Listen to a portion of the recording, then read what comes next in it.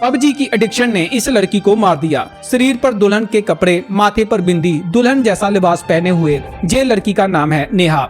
देखने में इसकी मुस्कुराहट ऐसी है कि जैसे आने वाला समय इसको काफी ऊंचाइयों पर लेकर जाने वाला है। नेहा की शादी 5 मई 2025 को हुई थी रंजीत पटेल के साथ, लेकिन किसी को क्या पता था कि इन फोटो के पीछे कुछ ऐसा छुपा हुआ है जो आने वाले समय में इस लड़की की जिंदगी को पूरी तरह से तबाह करके रख देगा।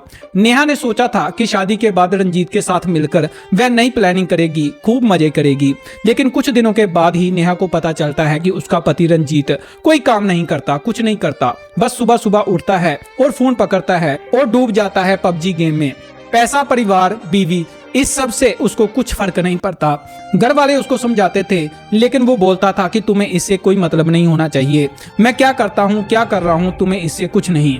नेहा ने कुछ दिन देखा और सोचा कि शायद कुछ दिनों के बाद रंजीत कोई नौकरी ढूंढ लेगा, लेकिन उसको फोन और पबजी के अलावा कुछ दिखाई नहीं देता था।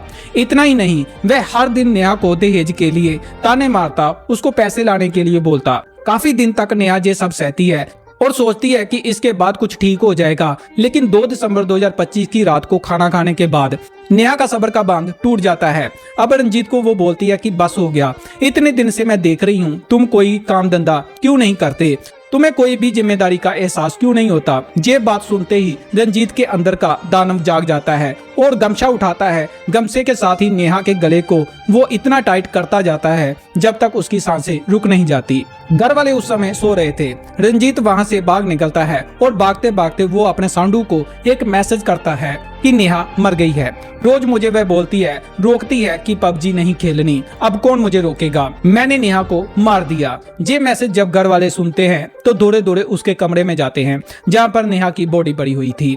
नेहा को अस्पताल लेके जाया जाता है, लेकिन डॉक्टर ने उसे मृत घोषित कर दिया। किसी भी चीज की एडिक्शन जानलेवा होती है, तो ऐसा ही रंजीत के साथ भी हुआ।